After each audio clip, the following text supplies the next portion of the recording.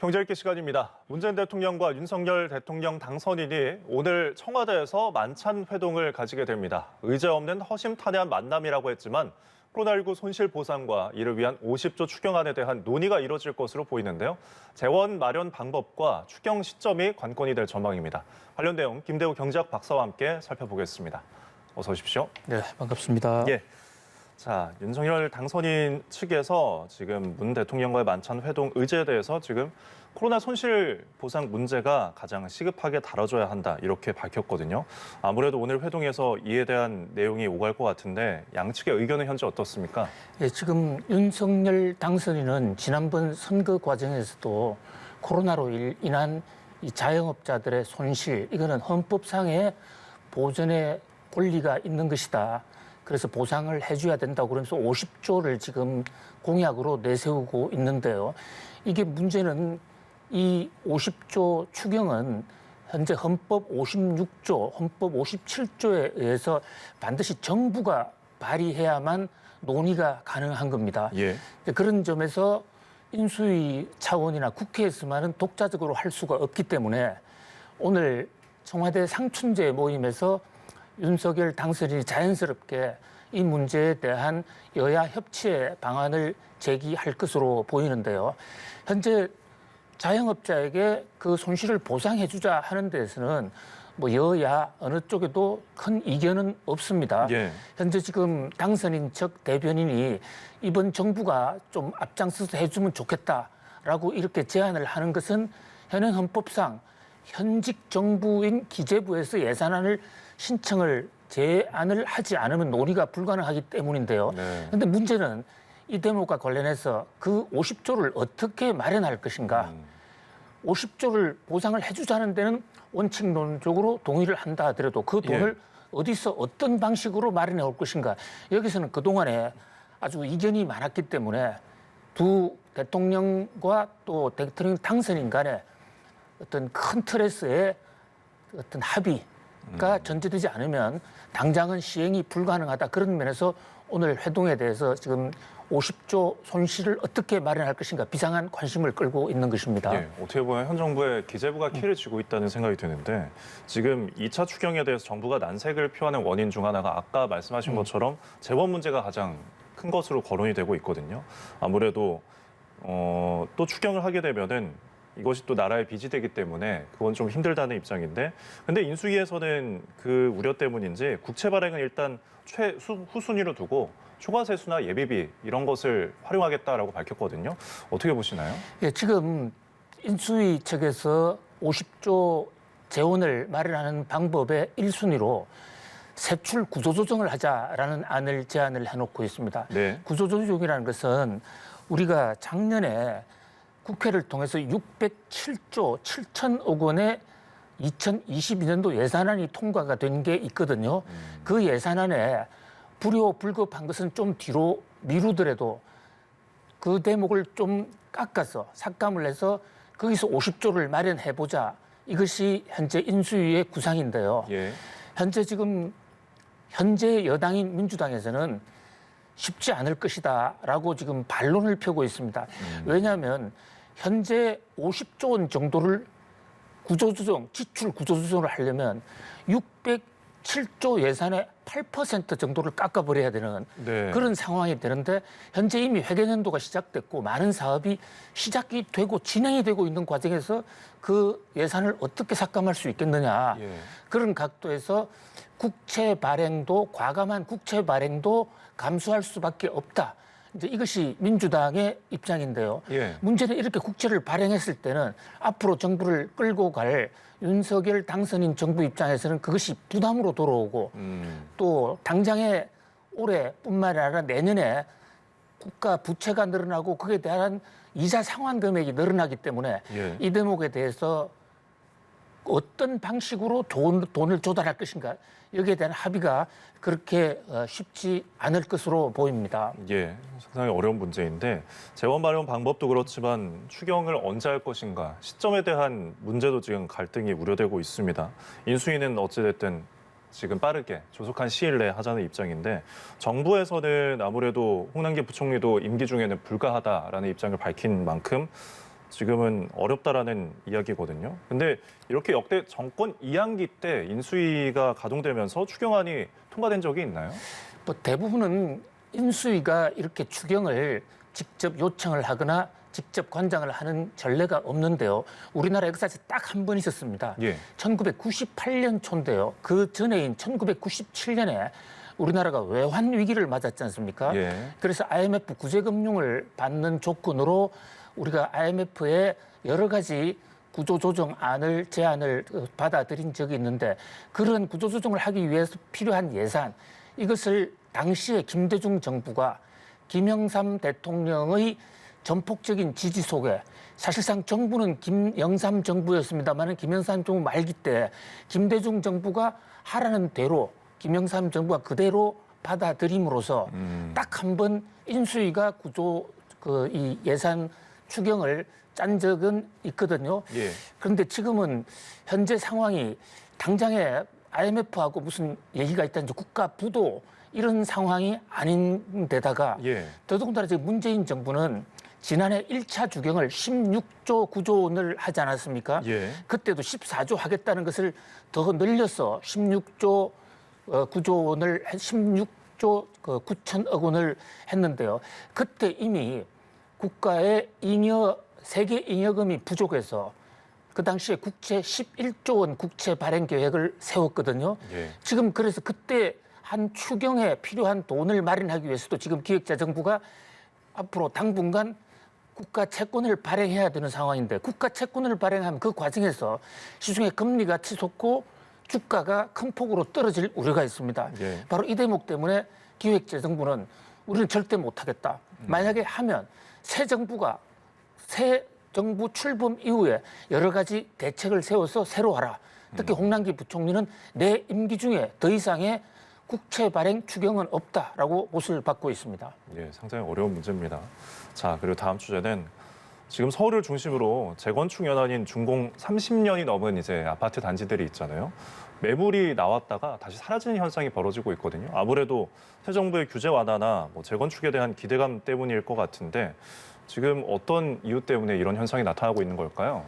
예, 이거 역시 이 윤석열 대통령 당선인의 선거 당시의 공약, 그러니까 재건축을 대폭 완화해 주겠다라는 그 공약에 대한 기대로 지금 재건축을 가진 사람들은 가능하면 안 팔려고 그러고 예. 또 집을 살려는 사람들은 가급적 재건축 아파트를 살려고 하는 그런 상황입니다. 지금 그래픽을 보시면 예. 윤석열 당선인이 재건축과 관련해서 여러 가지 다양한 지금 공약을 했거든요. 네. 그중에 특히 주목을 끄는 것이 안전진단인데요. 안전진단은 사실상 안전진단이 아니라 불안전진단입니다. 그러니까 건물이 위험해야만 재건축을 할 수가 있는 것이거든요. 그렇죠. 그러니까 안전진단을 통과하지 못해야 예. 이 재건축을 할 수 있는 것이죠. 그런데 그동안에는 정밀 안전진단을 문재인 정부가 규정에 30년 넘더라도 의무적으로 받도록 만들었는데 이것을 윤석열 당선인은 이것을 해소해 주겠다. 그런데 이 안전진단에서 정밀진단을 빼는 것은 30년이 넘은 아파트의 경우에 시행령으로 가능합니다. 대통령의 직권으로 됩니다. 예. 그러니까 바로 이런 대목 때문에 부동산 재건축에 대한 수요가 늘고 있고요. 그다음에 이제 두 번째 있는 재건축 초과 이익 환수제라든지 네. 분양가 규제 용적률 이런 것들은 다 입법 사항이기 때문에 국회를 통과해야 되는데 이 대목은 좀 시간이 걸릴 것으로 보여요. 그러나 어쨌든 30년이 지난 아파트의 정밀 안전 진단을 해소해 준다. 예. 의무를 면제해 준다. 지금 서울에 30년 지난 아파트들이 상당히 많거든요. 그렇죠. 그런 면에서 한꺼번에 지금 재건축 본물이 터질 것으로 보이고요. 예. 또 하나는 안전진단을 일반 안전진단을 하면서도 그 안전의 구조물, 건물의 구조물 진단 점수가 그동안에 가중치가 50%였습니다. 예. 그러니까 아무리 건물이 낡아도 기둥이 무너지지 않을 것 같으면 안전진단을 안 해줬었어요. 그런데 윤석열 당선인은 그 구조물, 기둥의 내력벽 문제에 가중치를 30%로 낮추기로 했거든요. 예. 그렇다면 건물은 멀쩡하더라도 주위 교통 환경이 나쁘다든지 또는 물이 샌다든지 이런 다른 요인으로 재건축을 할 수 있다. 네. 그런 면에서 지금 재건축 시장이 들끓고 있는 그런 모습입니다. 예, 그렇습니다. 자, 그리고 휘발유, 경유 지금 기름값이 굉장히 많이 올랐습니다. 지금 주유소 가시는 분들이 깜짝깜짝 놀라는데 유류세 인하폭이 지금 현재 20% 기준이잖아요. 이것을 30%로 확대하자는 방안까지 나오고 있는데 지금 기름값 얼마나 오른 상황인가요? 네, 지금 기름값은 국제 유가가 있고 이제 국내에 일반 소비자들이 쓰는 휘발유, 경유 등이 있는데요. 그 비교 시점을 어떻게 하느냐에 따라 다릅니다만은 네. 한때 코로나 팬데믹이 정점에 달했을 때에 비하면 거의 지금 국제 유가는 뭐 5배, 6배까지 올라 있고요. 네. 국내의 휘발유 값하고 경유 값은 현재 전국 평균 가격이 2,000원, 현재 휘발유가 2,001원 93전, 그다음에 경유가 1,918원 정도로 올라 있습니다. 네. 요게 한때 휘발유가 1,300원, 경유가 1,100원 이런 때 갔던 데에 비하면 거의 70%, 80% 오른 것이죠. 기름값이 이렇게 갑자기 뛰게 되면 서민의 가게에도 충격이 오고 생산비 원가도 많이 올라갑니다. 그래서 정부가 지난해 연말에 휘발유세를 한시적으로 인하해주는 그런 조처를 발동을 했습니다. 예. 그 당시 20%를 내려주기로 했는데요. 그 조처가 4월 말로 끝나거든요. 그런데 공교롭게도 지금 현재 휘발유 값은 우크라이나 사태로 인해 가지고 작년보다 더 많이 올랐기 때문에 예. 지금 만약에 휘발유값 한시 인하 제도를 없애버리고 정상으로 돌아가면 예. 갑자기 휘발유값, 경유값이 더 뛰게 됩니다. 그래서 정부에서는 5월 1일 이후에도 현재의 휘발유값 인하 제도를 좀 더 연장하는 쪽으로 내부적으로 방침을 굳혀서 인수위원회에 보고를 했어요. 예. 그런데 이제 세간에서의 관심은 현재 20%만 인하하는 것으로는 국민들에게, 서민들에게 별 혜택이 돌아가고 있지 않고 네. 결과적으로 국제 유가가 휘발유세 인하보다도 더 많이 올랐으니까 좀 더 내려주라 세금을. 그래서 현재 지금 법상 국회를 통과하지 않고 정부가 내려줄 수 있는 한도가 30%거든요. 그래서 그 30%로 내려달라.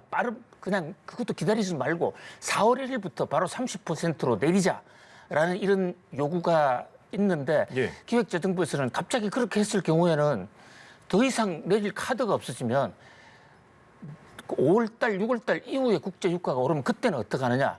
그래서 좀 기획재정부는 조금 신중한 그런 입장입니다. 30%가 하한선이 최대치인가요? 그렇습니다. 현재 법상 30% 범위 내에서 정부가 임의로 할 수 있게 돼 있습니다. 그것을 넘어서려면 이제 국회에서 법을 바꿔야 되는데요. 이제 국회 법 바꾸는 것은 시간도 많이 걸리고 예. 여야 간에 여러 가지 입장이 다르고 특히 여소야대가 앞으로 전개될 상황이기 때문에 야당과의 협치가 전제되지 않으면 사실 불가능하다. 그런 면에서 현재 정부가 동원할 수 있는 것은 30%가 최상한선이라고 볼 수 있습니다. 예. 그리고 이게 휘발유, 경유 동일하게 30%잖아요. 또 예. 한간에서는 이게 세율로 내리다 보니까 경유가 더 싸기 때문에 휘발유가 더 비싸기 때문에 세율로 하면은 휘발유만 더 득을 본다는 그런 이야기가 있거든요. 네, 이거에 그 대해서 아주 어떻게 굉장히 보십니까? 중요한 대목을 지적을 해주셨는데요. 지금 경유값이 휘발유값보다도 더 높아진 예. 주유소들이 여러 군데 지금 속출하고 있거든요. 근데 경유는 잘 아시다시피 옥탄가도 낮고 또 많은 영세업자들, 화물차 소유주들 또 심지어 그 바닷가에 배 조업하는 어선들도 이 경유를 쓰고 있는데 경유값이 더 올라지면 산업에 피해가 줄 수가 있거든요. 예. 이렇게 경유값이 올라간 데는 우크라이나 사태로 인해서 러시아에서 넘어오는 경유가 가격이 오른 요인도 있지만은 바로 지금 지적하신 우리나라 유류세에서 퍼센트로 하다 보니까 네. 사실 경유는 그동안에 그 단가 자체가 낮았기 때문에 퍼센트로 하면 불리합니다. 예. 그래서 이것을 금액으로 정액제로 바꾸자 이런 요구도 있고요. 또 한편으로는 지금 경유값이 이래 오른 것은 우크라이나 사태를 틈타서 시장에서 좀 이 가격 농단 사건도 좀 없지 않아 있어요. 그런 면에서 정부가 좀 더 경유값 폭등에 대해서는 조금 더 적극적인 조처를 취할 필요가 있을 것으로 보입니다. 예, 그렇습니다. 자, 그리고 끝으로 지금 뭐 어찌됐든 이제 유류세 인하에 대해서 30%까지 갈지 결정된 바는 없지만 만약에 이거를 확대할 경우에 정책 카드가 아까 언급하신 것처럼 사실상 소진되잖아요. 그리고 세수 감소에도 영향이 있을 것 같은데 이건 어떻게 보시나요? 예, 세수가 크게 감소하게 되죠. 현재 지금 휘발유의 경우를 보면 전체 휘발유 값의 약 60% 정도가 세금으로 또 경유도 그보다는 조금 덜 합니다만은 뭐 절반 내외가 지금 세금으로 충당이 되고 있는데요. 네. 현재 지금 올해 만약에 그 손실보상금, 자영업자 손실보상금으로 추경을 하게 되면 네. 그에 따른 이 국가 부채 증가의 가능성도 있는 이런 상황에서 유류로 인한 세수 확보가 줄어들면 예. 세금 그 세입 예산이 줄어들면 그만큼 국가 재정에는 타격을 줄 수가 있고 그보다도 더 심각한 것은 만약에 우크라이나 사태가 서너 달 정도로 진행되고 그냥 끝난다 그러면 지금 우리가 최선을 다해서 세금을 깎아주면 위기를 수습할 수 있겠지만 서너 달 이후에도 계속된다고 생각했을 때 예. 그때 카드가 없으면 그때 어떻게 하느냐 이런 것이 정부의 고민이거든요. 예. 그리고 이제 한 걸음 더 나아가서는 만약에 우리가 국제시장에서 원유를 못 사와서 가격을 돈을 더 지불하더라도 원유를 조달하지 못하는 이런 최악의 사태 예. 이런 것 물론 현재로서는 그럴 가능성은 거의 없습니다만은 그런 최악의 사태에도 우리가 대비해야 되기 때문에 우리가 쓸 수 있는 카드를 지금 당장에 쓰는 것보다는 조금 서서히 쓰자라는 쪽에도 좀 무게 중심이 실리고 있는 그런 상황입니다. 그렇습니다. 여러 카드를 좀 준비를 해야 될 것 같습니다. 지금까지 김대호 경제학 박사와 함께했습니다. 고맙습니다. 감사합니다.